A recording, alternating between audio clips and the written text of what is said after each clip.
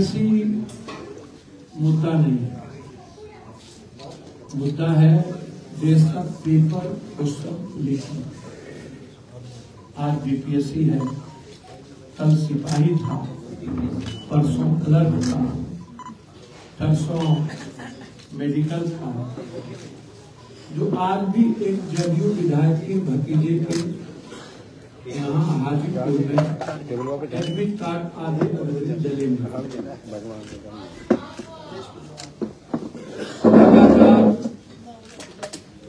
जो भी paper question leak हो रहा है, संजीव हो या कोई अन्य, सारे माफियाओं का रिश्ता किसी न किसी बड़े नेताओं के परिवार और नेताओं से। उनकी पत्नी का फोटो, सत्ता के कई ऐसे विधायक, ऐसे लोग जिनका तस्वीर इन माफियाओं के साथ इन्वॉल्व। तो बीपीएससी मुद्दा नहीं है, बीपीएससी का एक हिस्सा, एक पार्ट है। मुद्दा है कि हर परिस्थिति में हम लोग जो हर तरह के एग्जामिनेशन में भविष्य के बच्चों की जिंदगी को खत्म करने की तैयारी और पेपर का रिकॉर्ड होना, इसमें बिना सरकार के, बिना पदाधिकारी के, बिना सिस्टम के ये नहीं हो सकता। इसीलिए हम राष्ट्रीय अध्यक्ष चंद्रशेखर रावत जी, ओवैसी जी ने, बेनीवाल जी ने यह निर्णय लिया है कि सदन को किसी भी कीमत पर 31 मार्च से जो खुलेगा उसमें हम लोग नहीं चलेंगे। एक व्यापक चर्चा सदन में हम लोग चाहेंगे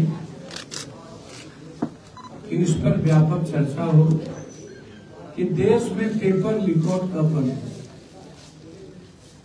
जो एसटी, एससी, ईबीसी, ओबीसी या मिडिल क्लास किसी भी जाति के बच्चियां हैं, जो आर्थिक रूप से कमजोर हैं, गाय, माल, बकरी, जेवर, खेत बेच करके अपने बच्चे और बच्ची को पढ़ाते हैं, क्या उनका सपना कभी पूरा नहीं होना? जिसके पास 1.5 करोड़ 2 करोड़ रुपया नहीं है, क्या वो डीएसपी नहीं बनेगी? जिसके पास 3 करोड़ रुपया नहीं है, 4 करोड़, क्या वो आईएएस नहीं बनेगी? जिसके पास 50 लाख रुपया नहीं है, क्या वो इंजीनियर नहीं बनेगी? जिसके पास 1 करोड़ रुपया नहीं है, क्या वो आईटी नहीं बनेगी, आईटीआई नहीं करेंगे? तो इन मुद्दों पर आज मैंने आपको बुलाया है। बीपीएससी का 4 लाख बच्चे का जो मुद्दा है, जिसको राजनीतिक व्यक्तियों ने और बच्चों की बीपीएससी एग्जामिनेशन के बच्चों के नेतृत्व करने वाले, चाहे वो कोचिंग माफिया हो, चाहे कोई दलाल टाइप का आदमी जो पैसे पर बिका हो, उन लोगों ने बीपीएससी आंदोलन को कमजोर कर दिया और खत्म कर दिया। और मैं शुरू से कह रहा हूं कि हम लोगों का कोई मतलब, मेरा, हम लोगों का, हमारे मित्र का बच्चों के भविष्य से राजनीति का पहले भी हम लोग जब भी एक होकर लड़े हैं, तो उससे मदद का यूनिक शिक्षा, यूपीएससी, बीपीएससी से राजनीति का कोई बिहार बंद हम लोगों ने की, रेल चक्का जाम हुआ, लगातार हम लोग काट कर कर रहे हैं। विपक्ष की एक पार्टी धारा को छोड़ करके लगभग मालवीय कांग्रेस भी लगातार सीपीआई सीपीएम के छात्र यूनियन संगठन युवा काम कर रहे हैं। हम विधायक दल के नेता शकील साहब से भी आग्रह किए थे, माले के भी साथियों से आग्रह किए थे कि लड़ाई को बिल्कुल बिना बैनर के हम सबको मजबूती से लड़ने की जरूरत है। और हमने कहा था कि इस लड़ाई को हम लोग लेके बढ़े। अब ये लड़ाई बीपीएससी तक नहीं सीमित, अब ये लड़ाई भारत के प्रश्न पत्र लीक से संबंधित। इसी संदर्भ में हमारे लॉयर साहब ने, भारती जी ने, भैया व्यापक पैमाने पर अनियमितता का पहला केंद्र बिंदु 1992 सेट में हम लोगों ने दिया है। डीएम साहब जिन मुद्दों को स्वीकार किए हैं 173 सेट ही क्वेश्चन पहुंचा था 192 में, तो 192 में 173 क्वेश्चन सेट ही पहुंचना यह अपने आप में सीधा दिखता है कि अनियमितता है और पेपर लीक आउट गायब। दूसरा है एग्जामिनेशन सेंटर पर जबकि नियम ही नहीं कानून बना है कि जेवर लगना ही लगना है, किसी भी सेंटर पर जेवर नहीं। ये दूसरा है कि किसी भी कीमत पर क्वेश्चन को प्रभावित करने के लिए, एग्जामिनेशन को प्रभावित करने के लिए जेवर का नहीं लगा। तीसरा है छात्रों के द्वारा उसी दौरान EOU को क्वेश्चन भेजा गया आर्थिक अपराध इकाई, उस पर भी आर्थिक अपराध इकाई ने कार्रवाई नहीं की। चौथा है मात्र एक दिन पहले 5000 छात्रों को सेंटर चेंज गया से करके नवादा कर दिया। एक दिन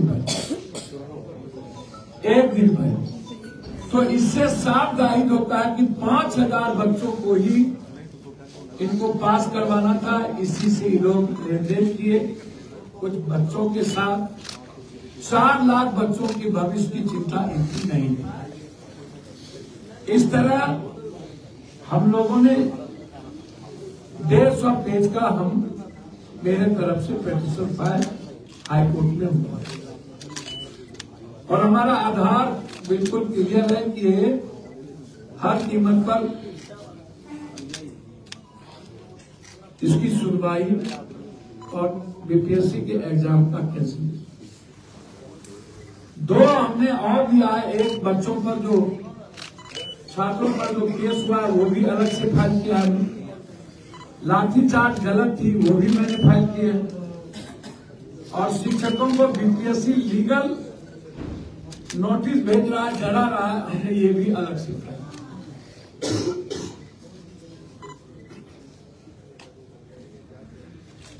एक केस हमने अलग फाइल किया जिसमें एग्जामिनेशन कैंसिलेशन का है।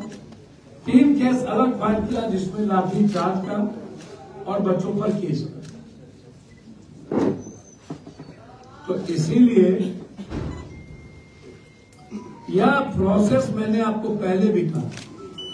लाठी चार्ज के बाद जब हुई थी तो मैंने कहा था कि यदि सरकार नहीं मानेगी तो बिहार में हम रेलवे चक्का जाम करेंगे। फिर भी सरकार नहीं मानेगी तो हम बिहार बंद करेंगे। तब भी सरकार नहीं मानेगी तो हम सर्वोच्च न्यायालय तक जाएंगे।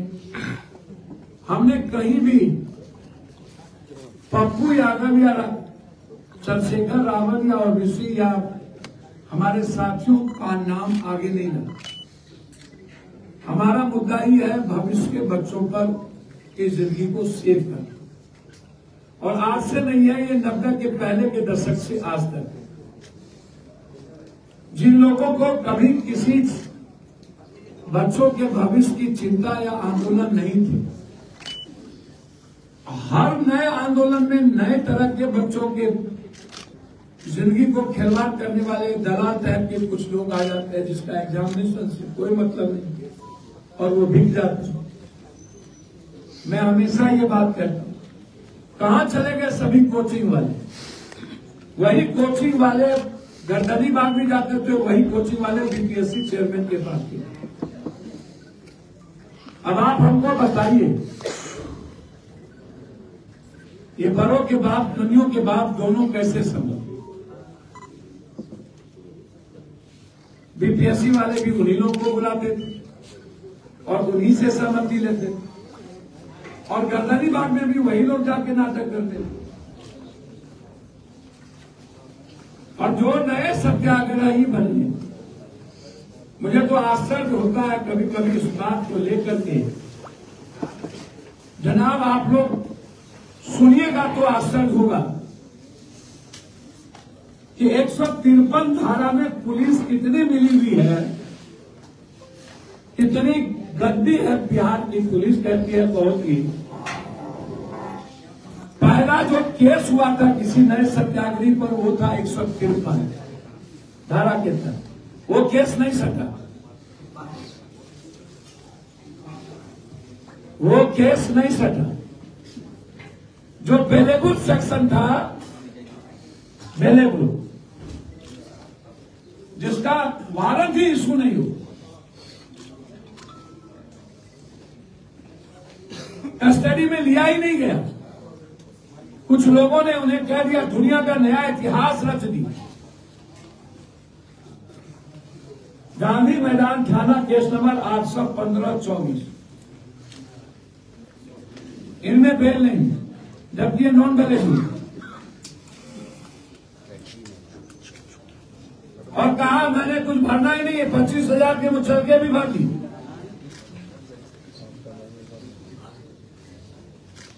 और सब कुछ ठीक, गाड़ी से भी हम अस्पताल जा सकते थे, लेकिन एम्बुलेंस से चल दी। और कुछ सोशल मीडिया के लोगों ने तो बीपीएससी आंदोलन को खत्म ही कर दिया। टीवी चैनल के एंकरों ने बीपीएससी छात्र के मुद्दों को गौन ही कर दिया। वैनिटी बक्सा डब्बा,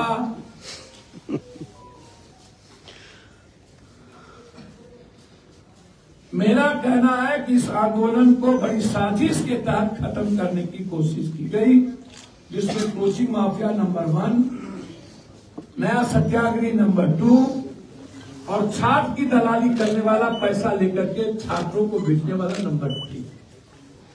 इसीलिए हम सारे पार्टी के साथी ने निर्णय लिया कि कल हमें पूरे बिहार में हरे झंडे,